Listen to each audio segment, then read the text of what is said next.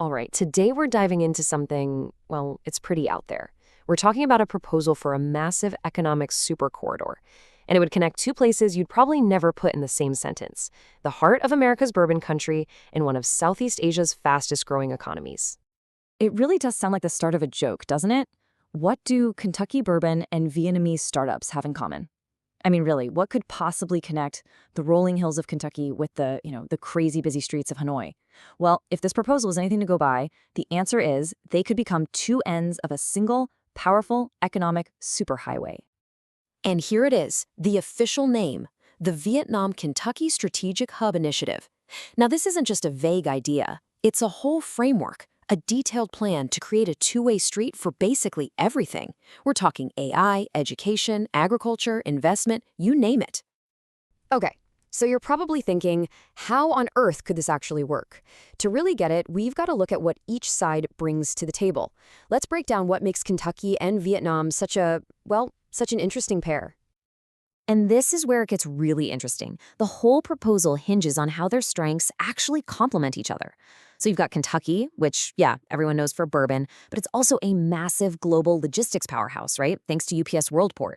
Then you look at Vietnam, it's got this incredible economic momentum, a super young, tech-savvy population, and it's perfectly positioned as a gateway to all of Asia. So the thinking here is that they're not competitors at all. They're like two perfect puzzle pieces. But just when you think you've got it figured out, markets, logistics, trade, the proposal throws a huge curveball. The white paper makes this really bold claim. It says this whole ambitious project, it's not really about markets and supply chains. It's actually about one single person.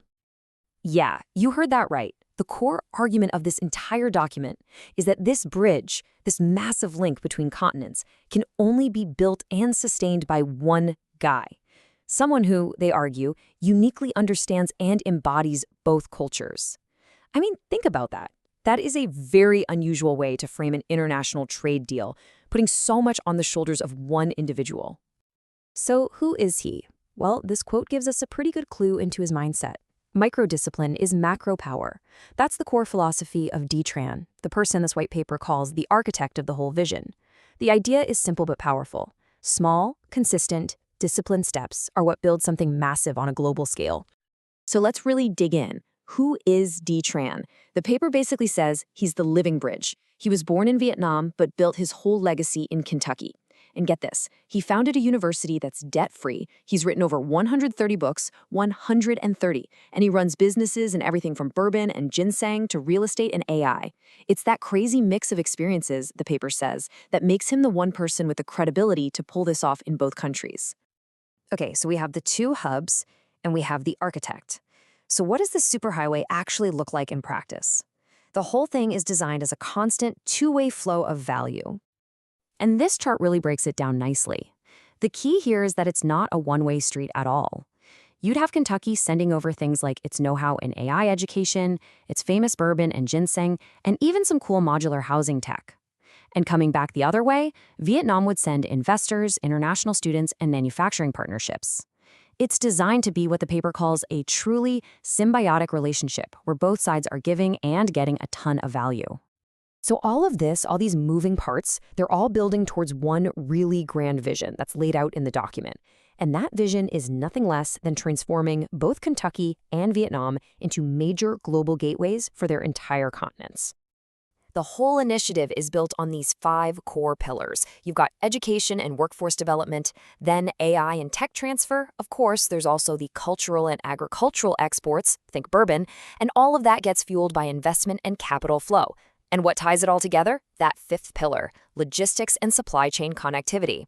The idea is that each one of these supports and strengthens all the others. And what about the bottom line? Well, the numbers they're projecting are pretty significant. The white paper is forecasting that within just 5 to 10 years, this whole thing could generate over $500 million in trade. That's billion with a B. Not to mention creating thousands of newly trained workers and hundreds of jobs. And this quote really boils it all down to a single powerful idea for both sides. It's a total reimagining of Kentucky's role in the world, and at the same time, a huge validation of Vietnam's rising status. I mean, it's ambitious, for sure, but it's also crystal clear and, potentially game-changing. But in the end, the paper brings it all back to that one really unique claim we talked about earlier. It concludes that this whole model, the trade, the money, the tech, it isn't really built on economics. It's built on Tran's personal philosophy of humanization. The fundamental idea is that any partnership that's built on human dignity and discipline is just going to be stronger and last longer than one built on just dollars and cents. And that really leaves us with a pretty fascinating question to chew on, doesn't it? In a world that runs on hard numbers, on spreadsheets, on geopolitics, can an economic model that's centered on one person's philosophy of human value actually work? Can it redefine how countries do business? It's a really bold vision, for sure, for a totally new kind of global partnership.